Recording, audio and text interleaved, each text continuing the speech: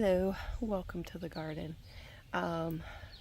This spring and summer has been a challenge to get things in the ground because either my children have been in a lot of activities, so on days that would be good to be planting, we had commitments, and then it seemed like a lot of times on the days that we had time for planting, the weather didn't cooperate.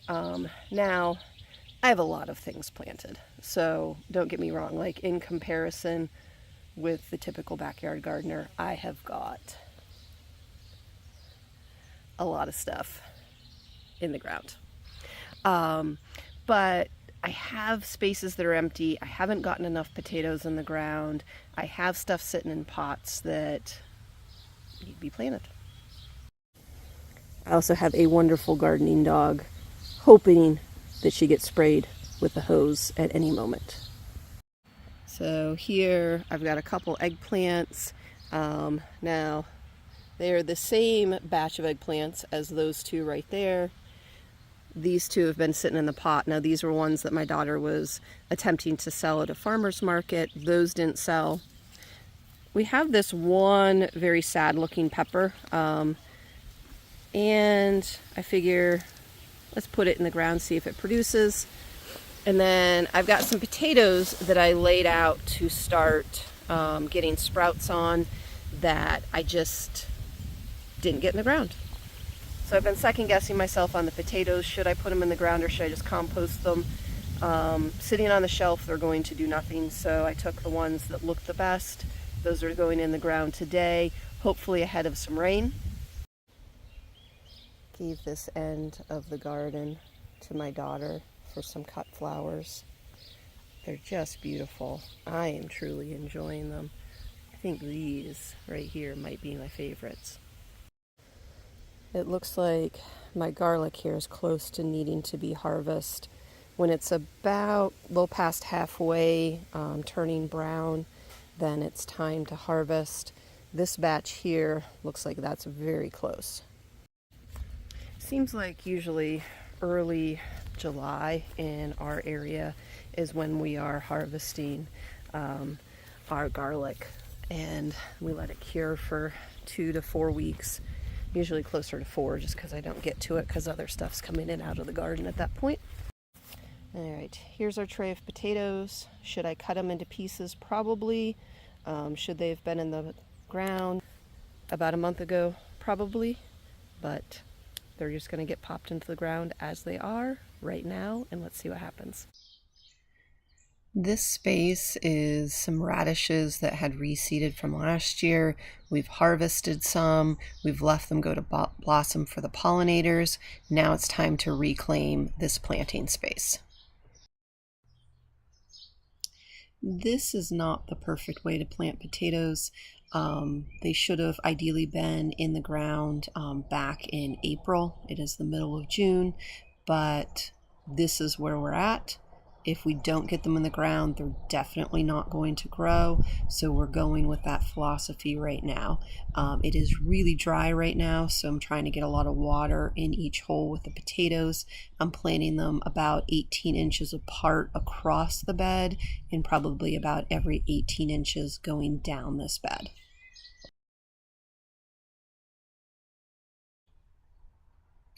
I ended up planting about 8 or 10 potatoes in this gardening space. After I did that, I took the radishes that I had pulled off and chopped them up a little bit and pulled them back onto the bed to use as mulch.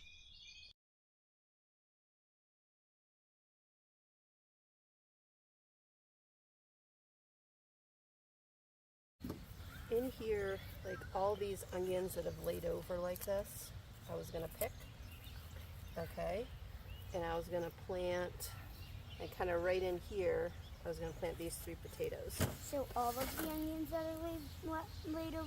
Yeah. Do you want to go up and around and get them from that side? This one? Yep. I kind of just need a spot for 3 of these potatoes to go, so just like a kind of a circle, draw a circle in your brain there of. The onions that we harvested from this space were very small. It may be the kind of onion I planted here.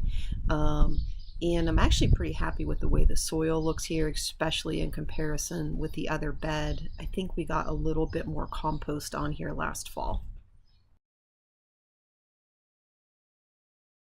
So we've got a tray of onions. I believe what I'm going to do is ferment these. One of our favorite fermented foods we've discovered over the past couple years of fermenting is fermented red onions. For the record, anytime there's chickens or using a hose involved, the German Shepherd will not be far away.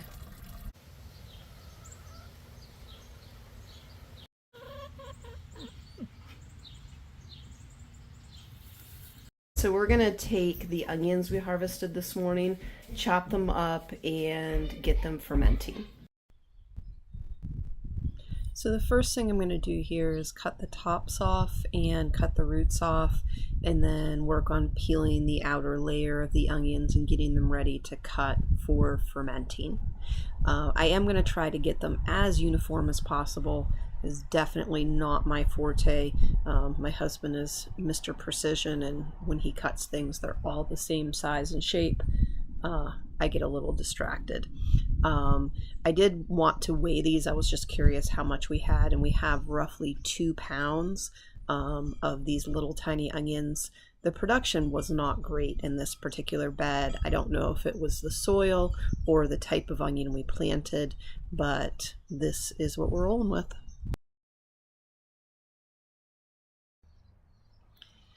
The thing I love about fermenting is you can do just one jar. So like right now, I don't have a huge setup. I have a jar, I have a funnel, a cutting board, and some onions.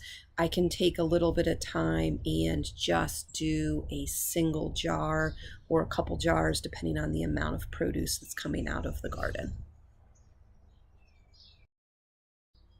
So I wanted to get the onions up to kind of the bottom thread of that mason jar, because then when I put the weight in, it's going to hold the vegetable down underneath it and not allow it to come up over when the brine is in there.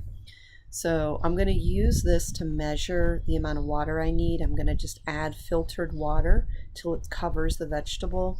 I'm going to use the weight to hold the onions into the jar and then just pour it into a separate jar.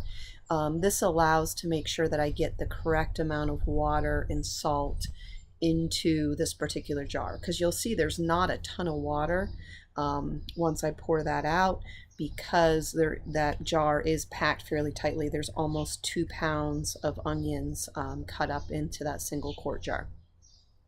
Now I'm going to add 1 tablespoon of non-iodinized salt. I always say that wrong. We do like to use Redmond salt. Actually, I think in all honesty here, we're just using the Redmond salt container right now. We have a different kind because we did run out of the Redmond salt and need to order more. You just want salt that does not have iodine in it. I don't remember the reasoning for that, but I do remember that in the online course that I took. So I'm going to just put a lid on that jar and shake to dissolve the salt. And then we're going to add that back into the quart jar.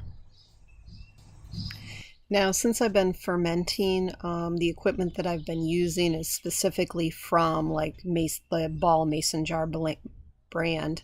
I have a set of the narrow mouth weights, and I have a set of the wide mouth weights, as well as the self-burping nipples. So it's not a huge investment to get a set of those. But you don't have to use those things. You could use like just a baggie with water in it, and that could be the weight at the top. I've seen people that would use like a cabbage leaf over the top to kind of hold that down into the liquid. And I've also seen like just like a coffee filter with a rubber band around it on the top to prevent any debris from falling in.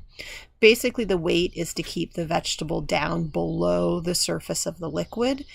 And then the self-burping nipple is to allow the gases that are created during the fermentation process to come out without providing too much pressure. So that is what I have used. That's what I like. And then I put that jar into a bowl because with the gases bubbling up, the liquid can overflow the jar. And so to not make a mess on the counter, I do put that in some kind of vessel. Before I started fermenting vegetables, I had in my head that a fermented vegetable would be like mushy and not appealing. Since I've started, I've found like they're very crunchy, they're sweet and tangy and just add so much flavor to anything. So I brought out our jar of fermented onions here. They have been fermenting for about 3 days now. You can see that this is kind of pushed up some from some of the gases that are being released during the fermentation process. If I kind of go side to side, some of those gases come up. You can see them bubbling up, and the liquid is starting to get a little bit cloudy. That is all normal things. So starting tomorrow, I'm going to try those, see if we like the flavor.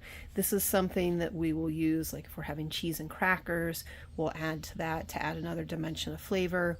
If we're doing like taco bowls or any kind of like nachos, tacos, quesadillas, any kind of thing like that, we'll add those in either during the cooking process or after. It's better after because then you're not killing the probiotics that you're growing and fostering here by the fermentation process.